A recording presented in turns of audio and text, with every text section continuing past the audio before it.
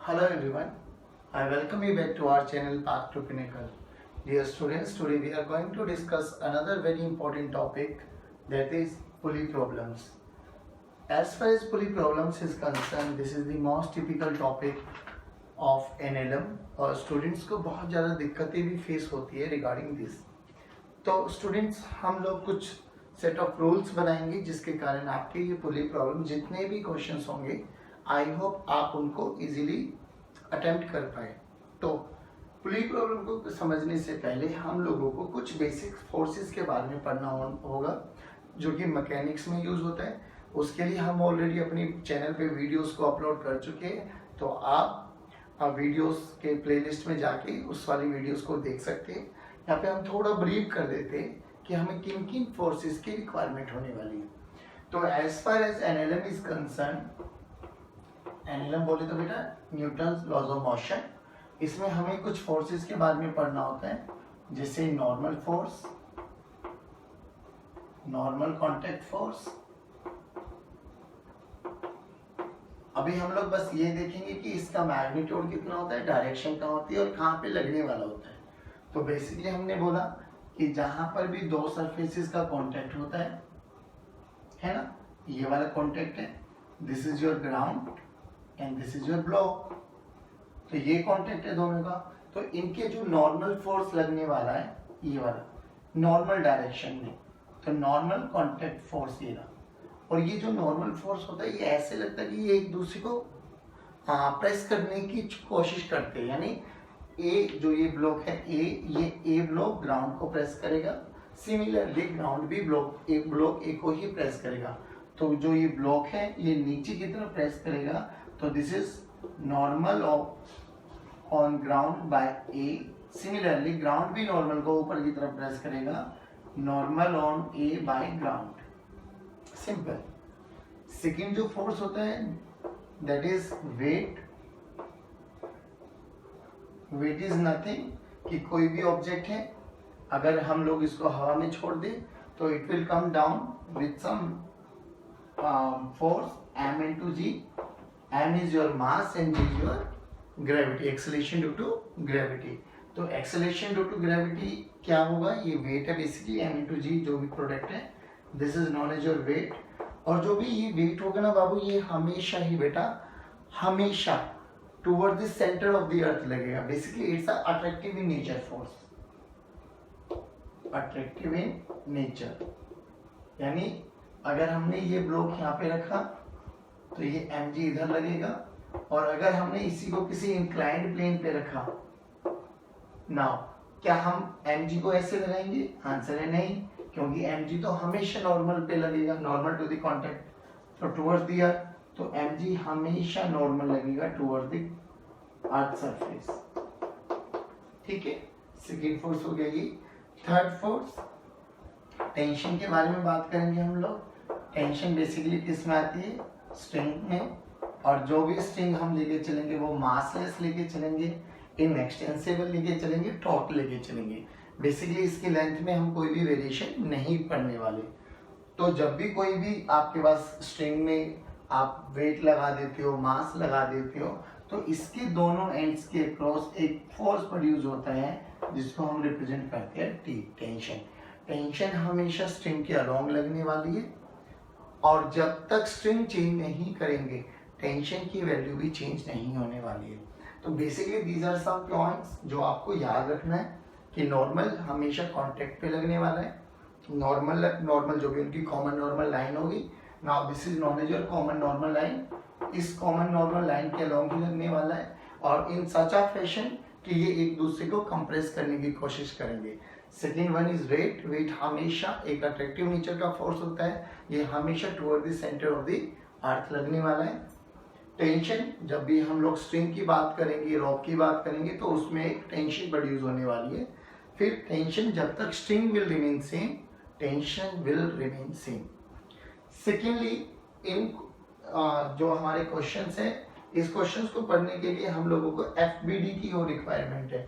Now what do you mean by FBD? FBD is nothing but your free body diagram.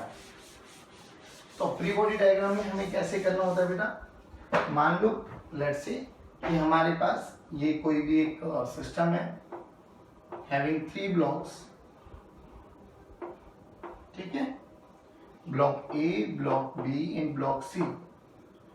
तो पहले आप लोग सभी के फोर्सेस को एनालाइज कर लीजिए।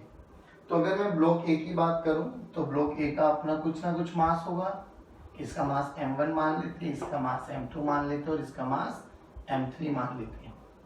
तो ब्लॉक 1 का m1g तो नीचे ही लगेगा, सिमिलरली ब्लॉक 2 का भी m2g नीचे ही लगेगा, सिमिलरली ब्लॉक 3 का भी m3g इंटू g नीचे ही लगेगा। सबसे पहली बात, अगर हम ब्लॉक ए का FBD बनाना चाहे तो वो कहता है कि ब्लॉक ए को एक पॉइंट सोर्स की तरह ट्रीट कर सकती हो आप लोग, पॉइंट मास की तरह, और उस पे जितनी भी फोर्सेस लगे हुए हैं उनको बना लीजिए, उनको ड्रॉ कर लीजिए, बस दैट इज FBD ऑफ ए। अब ए पे फोर्स लगा कौन कौन रहा है, देखो ग्रेविटी लगा रही है m1g नीचे, परफेक्ट, लेकिन सर ये भी तो कांटेक्ट है, तो ये ग्राउंड भी ए पे लगा रहा होगा force in upward direction, this is N on A by G। लेकिन सर एक ये भी तो है फोर्स कांटेक्ट, यानी C भी ए पर लगा रहा होगा इन सच अ फैशन कि वो उसको कंप्रेस करने की कोशिश करेगा। तो ये डाउनवर्ड डायरेक्शन में एक फोर्स लगा N on A by C। Sir एक ये भी तो कांटेक्ट है, बिल्कुल है, परफेक्ट, तो इनका नॉर्मल इधर लगेगा। Now B is applying some force NAB। तो हमने ए का फ्री बॉडी डायग्राम बनाना है, तो हम लोगों ने ए के सभी फोर्सेस को आइडेंटिफाई कर लेना है। अब देखिए ए पे कितना फोर्स लग रहा है, एक फोर्स डाउनवर्ड डायरेक्शन में लग रहा है m1g, एक फोर्स सी भी डाउनवर्ड डायरेक्शन में लगा रहा है, हाउ मच, NAC, ठीक है बेटा।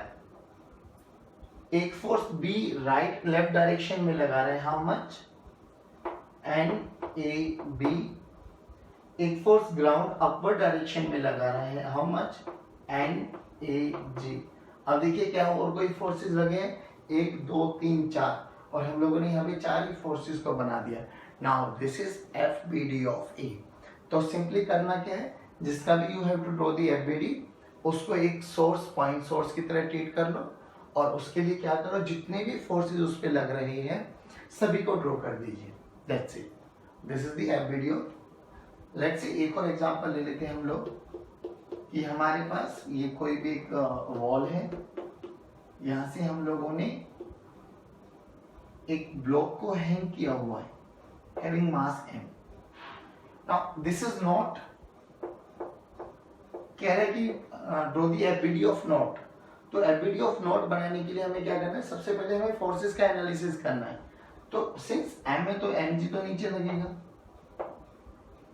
टेंशन लेट्स से इसमें T1 मान लेते तो दोनों एंड्स पे अपोजिट डायरेक्शन में सेम टेंशन आएगी। दिस इज अनदर स्ट्रिंग, तो इसमें अपन T2 मान लेते हैं और इसमें अपन T3 मान लेते हैं। तो अब हमसे कोई पूछे कि draw the FBD of block, draw the FBD of not, तो नॉट को तो एज इट इज बनाओ।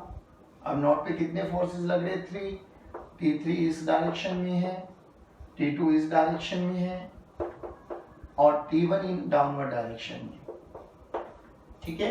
अगर हमसे कोई बोला जाए कि draw the FBD of M, तो ब्लॉक को एक पॉइंट सोर्स मान लो, इस पे कितने फोर्सेस लग रहे हैं, दिस टू, m1g नीचे और टेंशन ऊपर T1। अब हमसे बोला बेटा कि this whole system is in equilibrium. Equilibrium का मतलब क्या होता है कि इस पे लगने वाले सभी फोर्सेस का सम, वेक्टर सम मस्ट बी 0। तो वेक्टर सम मस्ट बी 0 है, तो हम लोग बोल सकते हैं कि T1 इक्विलिब्रियम कंडीशन में ना, तो जितना ऊपर लगेगा उतना ही नीचे, T1 must be equals to m1g. Now since not is also in equilibrium condition, so what will I have to do? Now we have to resolve T1, T2, T3 in particular axis. तो हम लोग standard formula क्या करते हैं कि हम लोग अपनी एक्सिस को डिफाइन कर लेते हैं कि x axis and then y axis. तो हमें फोर्सेस को x एंड y डायरेक्शन में रिजोल्व कर लेना है। Let's see if this is θ1 and if this is θ2, तो इफ दिस इज θ1 तो दिस मस्ट बी θ1। तो T2 की कंपोनेंट x डायरेक्शन में how much, T2 cos θ1। Similarly perpendicular component कितना हो जाएगा बेटा, T2 sin θ1। Similarly if this is θ2 तो दिस इज आल्सो θ2। तो T3 cos थीटा 2 ए डायरेक्शन में and T3 sin थीटा 2 इस डायरेक्शन में। Now since knot is also in equilibrium, तो हम लोग बोल सकते हैं कि इस डायरेक्शन में कौन सा फोर्स लगा है, T2 cos थीटा 1। उस डायरेक्शन में राइट डायरेक्शन में कितना लगा बेटे, T3 cos थीटा 2। सिमिलरली ऊपर कितने लगे हुए, दो forces, T2 sin theta 1 and T3 sin theta 3, जो कि हमें पता है। अब ये हम लोगों ने रिजोल्व कर लिया, तो there is no use of this T1 T2। तो अब हम लोगों को ये y एक्सिस मान लेते हैं अपन लोग, and this one let's say x axis. तो अब हमें पता लगे कि सभी फोर्सेस हमारे x एंड y डायरेक्शन में आ गए हैं। अगर सभी फोर्सेस हमारे x एंड y डायरेक्शन में आ गए हैं और सिस्टम इक्विलिब्रियम में है, तो पॉजिटिव x एक्सिस में लगने वाला फोर्स का magnitude must be equal to negative x axis में लगने वाले फोर्स के मैग्नीट्यूड के। Similarly y direction also. तो on comparison we can rewrite this equation कि जो T1 है is equal to T2 sin theta 1 plus T3 sin theta 3। Similarly T2 cos theta 1 is equal to T3 cos theta 2। ठीक है। और बेटे as far as mathematics is concerned, तो वो कहता है कि आपको जितने भी वेरिएबल्स होते हैं ना एक इक्वेशंस में, एक क्वेश्चन को सॉल्व करते हुए हमें उतनी ही इक्वेशंस को फॉर्म करना होता है, उतनी ही इक्वेशंस को फॉर्म करना होता है जितने variable. If there are 2 variable we have to make 2 equations. 3 variable तो एटलीस्ट 3 इक्वेशंस वी रिक्वायर्ड। आप जितना चाहे बना सकते हो regarding depending upon the situation, but कम से कम जितना वेरिएबल है उतनी तो इक्वेशंस बनानी ही बनानी पड़ेगी। तो पुली प्रॉब्लम्स को लेते हुए हमें फोर्सेस का बेसिक नेचर पता लगना चाहिए, कहाँ कहाँ लगने वाले हैं, क्या क्या उनका नेचर डायरेक्शन होनी चाहिए, वो डिस्कस कर लिया ब्रीफ में। और सेकेंड जो हम लोगों को चाहिए था FBD, कि जब भी हम पुली कंस्ट्रेंट की बात करेंगे, पुली मोशन की बात करेंगे, हमें FBD बनाना भी आना चाहिए। And third in the important point, हमें कंस्ट्रेंट भी लगाना आना चाहिए बेटा। अब कंस्ट्रेंट की भी वीडियो हम लोगों ने अपलोड की हुई है अपने चैनल पे, तो आप आराम से जाके देख सकते हो। तो बेसिकली कंस्ट्रेंट का भी आइडिया दे देते हैं हम लोग कि पुली प्रॉब्लम्स को सोल्व करते हुए ना, जब भी हमें बेसिकली कुछ पैरामीटर्स का ध्यान रखना है कि पुली फिक्स है या मूवेबल है। फिक्स है तो बहुत अच्छी बात है, मूवेबल है तो हम लोगों को एक इक्वेशन मूवेबल पुली से निकालनी पड़ेगी, फिर एक इक्वेशन हम लोगों को FBD बनाते हुए निकालनी पड़ेगी, और एक इक्वेशन अगर हमें ज़रूरत पड़े तो हमें कंस्ट्रेंट से बनानी पड़ेगी। चलिए हम न्यूमेरिकल करते हैं, न्यूमेरिकल के बेसिस पे आपको धीरे धीरे एनालाइज भी करना आ जाएगा कि कहाँ पे हमें कंस्ट्रेंट की ज़रूरत पड़ेगी, कहाँ पे हमें कंस्ट्रेंट की ज़रूरत नहीं पड़ेगी। चलिए तो एक बेसिक से एग्जाम्पल के साथ स्टार्ट करते हैं हम लोग अपना पुली प्रॉब्लम्स को।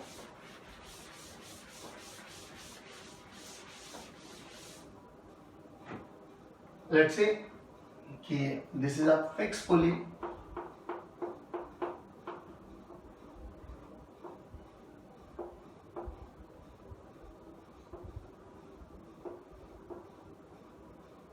ठीक है। अब मान लो हम लोगों ने यहाँ पर एक 5 किलोग्राम का फोर्स मास लगाया और यहाँ पे 2 किलोग्राम का लगाया, परफेक्ट। और दिस इज फिक्स पुली ना, जो कि हमें पता है कि हमारे इन केसेस में पुली भी क्या रहेगी बेटा, पुली हमारे पास मासलेस रहेगी, सेकंड फ्रिक्शनलेस रहेगी। इस पूरे चैप्टर में हम पुली को मासलेस एंड फ्रिक्शनलेस लेके चलेंगे।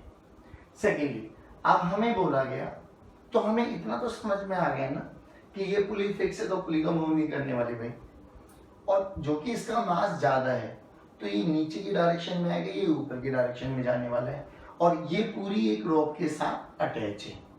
चलो तो अब हम लोग क्या करते हैं, हमें सबसे पहले देखना है कि अगर ये मूव कर रहा है, अब यहाँ पे थोड़ा थोड़ा आप समझ लीजिए बेटा कंस्ट्रेंट क्या है। कंस्ट्रेंट बेसिकली क्या है बेटा, मजबूरी होती है। जैसे कि अगर मैंने आपको समझाया कि मेरे पास ये दो ब्लॉक रखे हुए हैं, let's say it's having 2 kilogram और ये ब्लॉक है 5 किलोग्राम का, और अगर मैं इस 5 किलोग्राम वाले को किसी भी वेलोसिटी से मूव करा तो मुझे कोई दिक्कत नहीं आने वाली, 5 किलोग्राम वाला चलने लगेगा, यानी मैं फोर्स अप्लाई कर रहा हूँ and it will start moving. Let's say इसकी वेलोसिटी मान लेते हैं 5 मीटर पर सेकेंड, ठीक है। 2 किलोग्राम अपना रेस्ट पर है, क्योंकि 2 किलोग्राम पे कोई भी 5 किलोग्राम से रिलेटेड कोई भी फोर्स, कोई भी कंस्ट्रेंट, बेसिकली 5 किलोग्राम इस पे कोई मजबूरी नहीं है इसकी कि इसको चलना ही चलना है। 5 किलोग्राम पे लगा है, 5 किलोग्राम चलने वाला है, दैट्स इट। लेकिन अब क्या हो जाएगा अगर मैंने इसको एक स्ट्रिंग के साथ अटैच कर दिया तो, जो कि 5 किलोग्राम वाला तो चलेगा क्योंकि हम उसको चला रहे हैं, लेकिन रियलिटी में हुआ क्या भैया, अब ये जो है ना ये 2 किलोग्राम वाला मजबूर हो गया, ये ना चाहते हुए भी चलना पड़ेगा, तो this is constraint to 5 kilogram, that's it. अब ये जो स्ट्रिंग है हम लोगों ने बोला कि स्ट्रिंग भी सिमिलरली मासलेस होगी, इनएक्सटेंसिबल होगी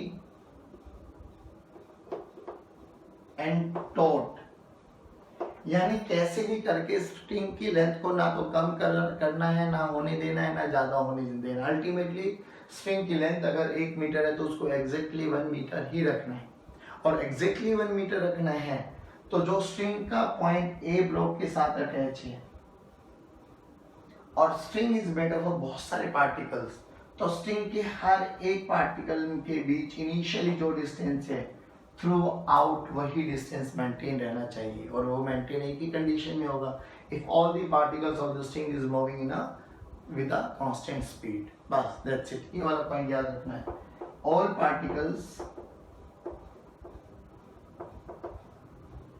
in a string having same velocity, अगर स्ट्रिंग को टूटने नहीं देना। चलिए, तो हमें इतना तो समझ में आ गया, दिस इज कंस्ट्रेंट। सिमिलरली ये ब्लॉक भी इसके साथ बंधा हुआ है तो ये भी कंस्ट्रेंट है। स्ट्रिंग एक ही है पुत्र, स्ट्रिंग एक ही दिशा है, तो जो वेलोसिटी इसकी रहेगी वही स्ट्रिंग की रहेगी 5 मीटर पर सेकेंड, और वही इस वाले ब्लॉक की भी रहेगी 5 मीटर पर सेकेंड। सिमिलरली जो एक्सेलेरेशन इसकी होगी सर वही एक्सेलेरेशन इसकी होगी। जितना डिस्प्लेसमेंट सर 30 सेकेंड में ये करने वाला है अपने इनिशियल पोजीशन से, उतना ही डिस्प्लेसमेंट ये करने वाला है, यानी X, V and A all are constraint, तीनों में same displacement, same velocity, same acceleration. Come to this point. अब रियलिटी में हुआ क्या बेटा, हमारे पास ये सब चीजें चल रही है, तो हमने बोला लेट्स से पूरा सिस्टम है तो it will come down with some acceleration A in downward direction, और ये उसी एक्सेलरेशन से ऊपर जाएगा, पहली बात। फिर इनके फोर्सेस को एनालाइज करो बेटा, तो सर ये 5G डाउनवर्ड डायरेक्शन में लगाएगा, ये भी 2G डाउनवर्ड डायरेक्शन में लगाएगा। सिंस ब्लॉक है तो ये एक टेंशन आ जाएगी इसमें, एक टेंशन ये आ जाएगी, जो कि रस्सी सेम है तो टेंशन विल रिमेन सेम। अब हमें इतना समझ में आ रहा है इस पे दो फोर्सेस लग रहे हैं, one is in upward direction and second one is in downward direction. Still दो फोर्सेस के लगने के बावजूद भी ये नीचे आ रहा है, इट मींस नीचे लगने वाला फोर्स इज ग्रेटर देन ऊपर लगने वाला फोर्स। तो हम लोगों के पास सबसे पहले एनालाइज करो कितने वेरिएबल, एक ये वेरिएबल है, एक ये वेरिएबल है, नहीं देयर आर टू वेरिएबल्स है, तो हमें दो इक्वेशंस की जरूरत है ना। अब दो इक्वेशंस की जरूरत है, तो जब भी पुली को सॉल्व करेंगे हम लोगों को सबसे पहले देखना है कि पुली कैसी है, क्या पुली मूवेबल है, तो हमें टाइप ऑफ पुली देखनी है, क्या पुली मूवेबल है या फिक्स है। अगर मूवेबल है तो एक इक्वेशन यहां से आएगी बेटे, हमें अभी सिखा दूंगा कैसे लिखते हैं, बट इतना ध्यान रखेंगे, अगर मूवेबल है तो इक्वेशन आएगी यहां से। सेकेंडली फिर हम बनाएंगे FBD से, यानी फ्री बॉडी डायग्राम बना के देखेंगे अपन लोग, जितनी बन सकती है उतनी बनाओ, दैट्स इट, कोई दिक्कत वाली बात नहीं। फिर अगर हमें रिक्वायर्ड होगा तो हम कंस्ट्रेंट की हेल्प लेंगे, बस 3 पॉइंट्स इन्हीं को याद रखना है और हमारी इक्वेशन, हमारा प्रॉब्लम सब कुछ सॉर्ट आउट होते जाना है। देखो अब हमें तो समझ में आ गया कि देयर आर 2 वेरिएबल ना, टी एंड ए, तो 2 इक्वेशन चाहिए। तो सर पहले इसका एफबीडी बनाओ, डाउनवर्ड डायरेक्शन में है तो 5g ग्रेटर होगा 5g माइनस ऑपोजिशन कर रहा है t must be equals to net force m into A यानी 5 इंटू ए, इक्वेशन नंबर 1। सिमिलरली ये क्या कर रहा है बेटा, ऊपर जा रहा है, ऊपर इस पे भी 2 फोर्स लग रहे हैं, one in upward direction t, second one is downward direction, और स्टिल ये a एक्सेलरेशन से ऊपर जा रहा है, तो it means t is greater than 2g है ना। तो t minus 2g must be equals to 2 into ए। सिंपल, यहाँ तो खत्म ही हो गया, हमें एफबीडी से ही काम चल गया, हमारा कंस्टेंट लगाने की आवश्यकता ही नहीं पड़ी हमें। तो अपन लोगों के पास 2 इक्वेशन आ गई, इन दोनों को सोल्व करेंगे and we can easily get the answer. 2 equation है, दोनों को ऐड कर दो तो t will get cancel out, 5g minus 2g 3g must be equals to 5 plus 2 7a, तो a की वैल्यू आ जाएगी 3/7g। खत्म।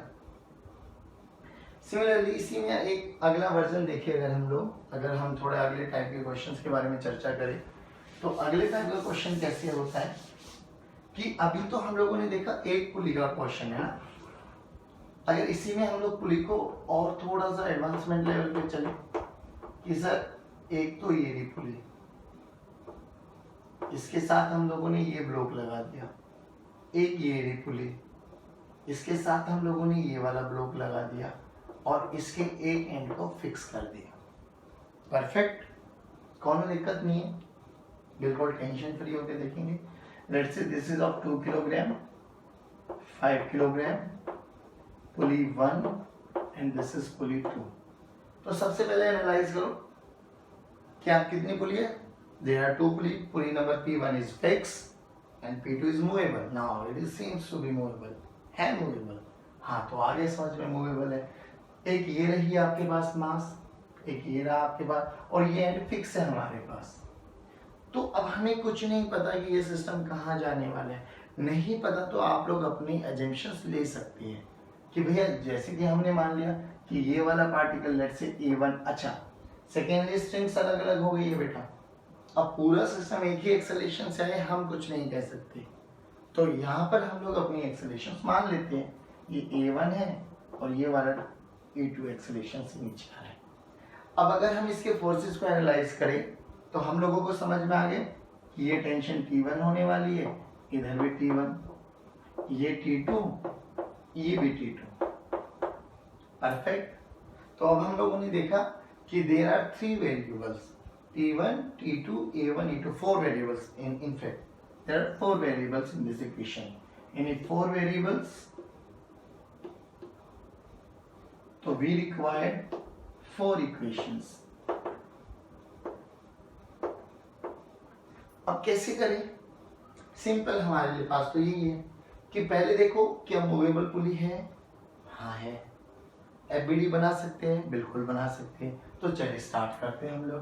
तो बेटा ये नीचे लगेगा 2g से, ऊपर लगा T1, ये 5g किधर लगेगा बेटे, नीचे लगेगा 5g। तो हम लोगों ने क्या देखा, अगर मैं इस 5 किलोग्राम का एफबीडी बनाऊं तो 5 किलोग्राम के एफबीडी में क्या हो बेटा, ऊपर लगा T2, नीचे लगा 5g और स्टिल ये नीचे मूव कर रहा है विद सम एक्सेलरेशन A2। तो अपन लोग बोल सकते हैं नीचे लगने वाला फोर्स इज ग्रेटर देन ऊपर लगने वाला फोर्स। तो यहाँ से एक इक्वेशन आई 5g minus T2 this is equals to 5 into E2।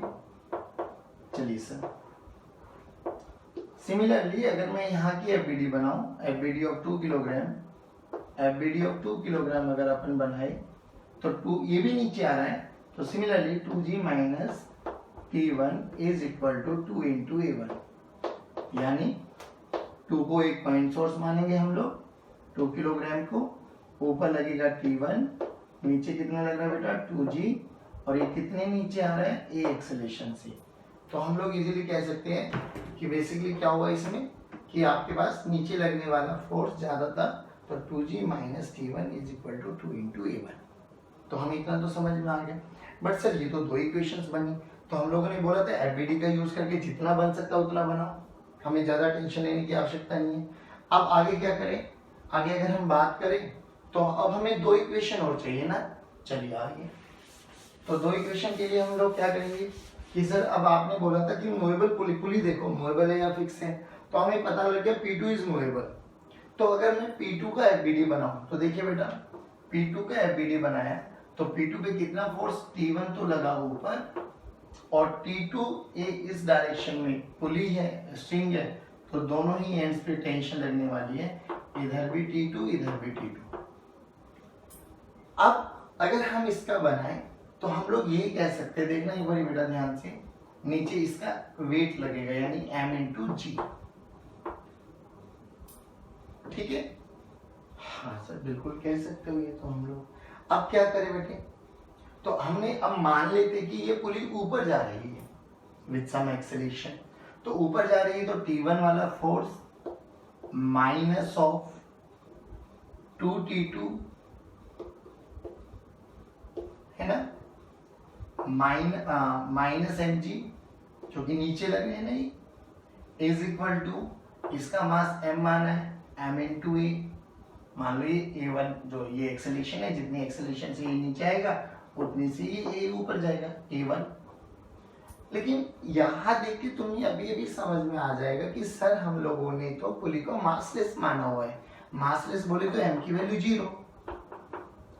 अगर सर पुली मासलेस है तो ये भी 0 और ये भी 0, यानी पुली पे जो भी टेंशन होगा जितना ऊपर लग रहा होगा उतना ही नीचे लग रहा होगा, यानी T1 must be equals to 2T2।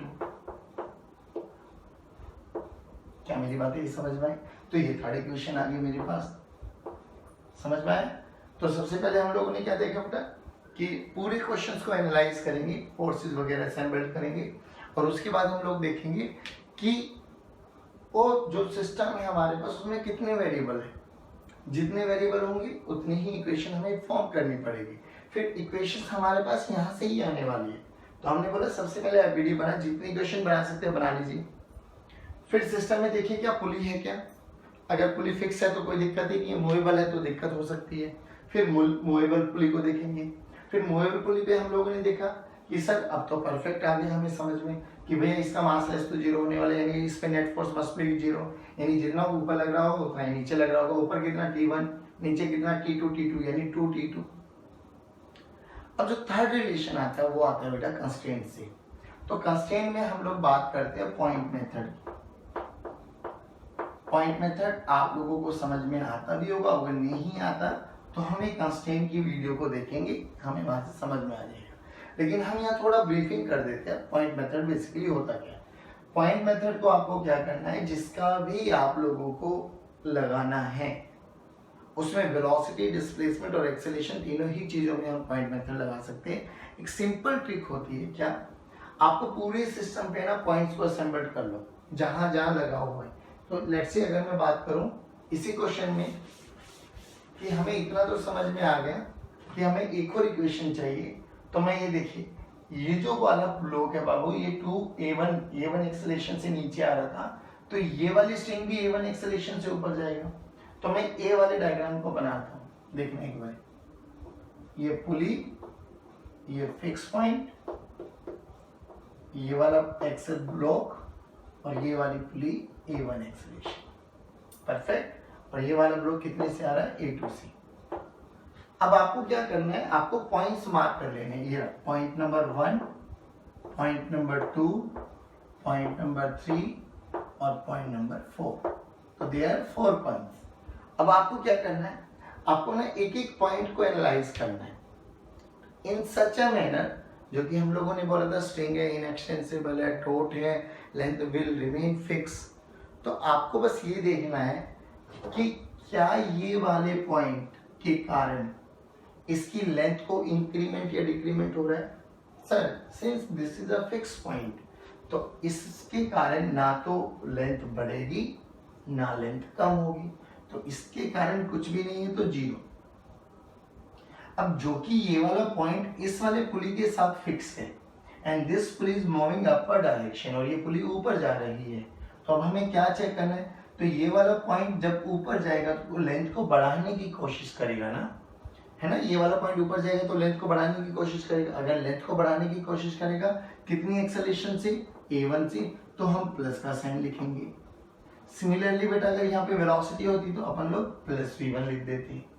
Sir secondly ये वाला ब्लॉक भी कितने एक्सेलेरेशन से ऊपर ही जा रहा है, हाँ सर, तो ये भी लेंथ को बढ़ाएगा, बिल्कुल सर, तो प्लस a1। ये वाला पॉइंट सर नीचे आ रहा है बट अभी भी लेंथ को बढ़ाएगा, तो अगेन प्लस a2 और मस्ट बी इक्वल टू 0, क्योंकि लेंथ जो होती है वो हमारे पास फिक्स रहने वाली है। तो लेंथ का डिफरेंशिएशन करेंगे तो लेट्स से आपको बता देता हूँ ये कहाँ से आया। मान लेते ये वाली लेंथ x1 है और ये वाली लेंथ x2 है, और x1 plus x2 is always remain, x constant है, ये लेंथ विल रिमेन फिक्स। तो अगर मैं इसको एक बार डिफरेंशिएट करूँगा तो व्हाट विल गेट बेटा, v1 plus v2 must be equal to, constant है तो डिफरेंशिएशन 0। एक बार और करेंगे तो a1 plus a2 must be equal to 0, ये है रिलेशन। तो सभी एक्सेलेरेशन पॉइंट्स की एक्सेलेरेशन, और हम उसको देखेंगे कि क्या वो पॉइंट को लेंथ को बढ़ा रहा है तो प्लस लिख देंगे, माइनस कर रहा है यानी कम कर रहा है। लेट्स से अगर ये एक्सेलेरेशन ऊपर ना होके नीचे ऐसे होता, अब ये पॉइंट क्या करेगा, ऊपर जाने की कोशिश करेगा तो लेंथ को डिक्रीज करेगा, ये ऐसे ऊपर आएगा तो डिक्रीज होगी नहीं लेंथ, हाँ, तो ये माइनस आ जाता। अब यहाँ से हमारे पास क्या रिलेशन आ गई, 2a1 is equal to minus a2। देखो बेटा 4 वेरिएबल 4 इक्वेशन आ गई हमारे पास, equation number 1, equation number 2, equation number 3, equation number 4। अब हमारा काम खत्म हो गया, अब हम इजीली अटेम्प्ट कर पाएंगे। इसलिए हम लोग कह रहे हैं कि पुली कंस्ट्रेंट, पुली प्रॉब्लम्स को सोल्व करते हुए हमें सबसे पहले एनालाइज करना है कि पुली को देखेंगे, जहाँ पर भी आपको डाउट आए ना कि इसकी एक्सेलेरेशन सेम होगी अलग, तो अलग मान लो आप, अगर सेम होगी तो वो आपकी कैलकुलेशन से इट विल रिमेन सेम, आ जाएगी वो सेम, घबराने की कोई आवश्यकता नहीं। बट आपको ना सीक्वेंस फॉलो करना है कि सबसे पहले फोर्सेस के बारे में पता होना चाहिए, देन आपको उसका एफबीडी बनाना आना चाहिए, फिर आपको कंस्ट्रेंट आना चाहिए।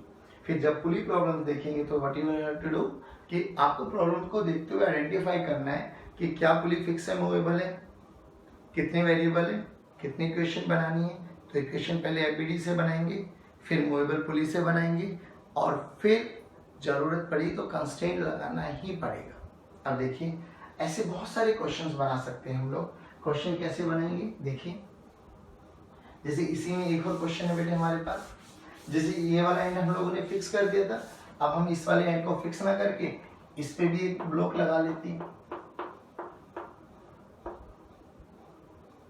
है ना, और मान लेते हैं कुछ भी मास, let's say 2 kilogram, 4 kilogram, 5 kilogram. अब क्या करें, अब हमें नहीं पता कुछ भी, तो मान लो ना इसकी एक्सेलेरेशन a1 मान लो, इसकी एक्सेलेरेशन a2 मान लो, और इसकी एक्सेलेरेशन a3 मान लो। मान लेते हैं, क्या दिक्कत है, टेंशन T1 मान लेते इधर, T1 सेम स्ट्रिंग है तो विल रिमेन सेम, T2 मान लेते इधर, ये हमें आना चाहिए बेटा। अब अगेन वही सर सब कुछ सेम है, एफबीडी बनाते हैं तो इसके एफबीडी, इसका एफबीडी, इसका एफबीडी, तो 3 इक्वेशंस यहाँ से आ जाएंगी। लेकिन what will realise, a1 a2 a3 3 variable ये रहे, T1 T2 2 वेरिएबल ये रहे, यानी नेट इक्वेशन 5 है। तो हमें एक 3 इक्वेशन तो एफबीडी से आ गई ना, 3 equations from FBD, 1 equation from movable pulley और 1 from constraint, और हमें क्या पता लग गया, 500 इक्वेशन आ सकती है, कोई बड़ी बात नहीं। तो हम एफबीडी इसका बनाते हैं, तो इसका एफबीडी अगर हम बनाए 5g नीचे लगेगा बेटा, T1 ऊपर लगा, और स्टिल एक्सेलेरेशन a1 नीचे है, तो 5g minus T1 is equal to 5 into a1, equation number 1। Similarly 4g का बनाते हैं, तो 4g नीचे लगा बेटा, T2 ऊपर लगा, स्टिल एक्सेलेरेशन ऊपर है, तो यानी T2 minus 4g must be equal to 4 into a3। 2g का बनाते बेटा, तो 2g नीचे लगेगा, T2 ऊपर लगा हमारा और नीचे आ रहा है विद सम एक्सेलरेशन A2, तो what will get 2g minus T2 must be equals to 2 into A2। अब मूवेबल पुली है हमारे पास, तो मूवेबल पुली का तो देख के हमें समझ में आ गया नेट फोर्स 0, तो ऊपर लगने वाला T1 must be equals to 2T2।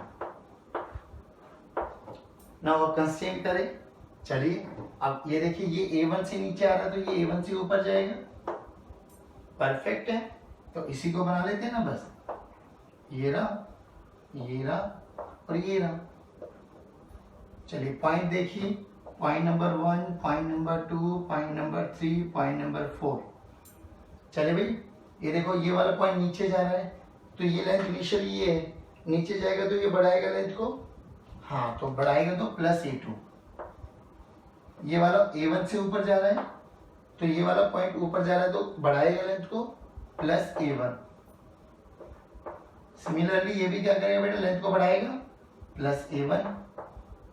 और ये ऊपर जा रहा है ना, ये देखो ऐसे ऐसे जाएगा तो लेंथ को कम करेगा, minus A3 is equal to 0। Now 1 2 3 4 5 variable 5 equation, again very important, very tough question but easiest way. तो आपको क्या करना है, जैसे मुझे सीक्वेंस याद है आपको भी ऐसे याद हो जाएंगे, need not to worry, but you have to do a lot of practice. जितना प्रैक्टिस करेंगे उतना ही कन्वीनियंट, उतना ही इजी न्यूमेरिकल आप लोगों के लिए हो जाएगा। तो बेटा आज के लिए इतना ही। अभी नेक्स्ट वीडियो में हम जो भी देखेंगे इससे थोड़ा और आगे के लेवल के क्वेश्चन देखेंगे, and then we come with pseudo force. जैसे हम लोगों ने देखा था कि रिलेटिव वेलोसिटी में रिलेटिव पार्ट चीज़ों को आसान करता है, सिमिलरली एक्सेलरेटेड फ्रेम में भी सूडो वाले न्यूमेरिकल सूडो फोर्स की हेल्प से इजी हो जाती है हमारे लिए। टिल देन यही उम्मीद है कि आप लोग प्रैक्टिस करते रहेंगे। तो मिलते हैं आपसे नेक्स्ट लेक्चर में। Till then bye bye, take care, God bless you.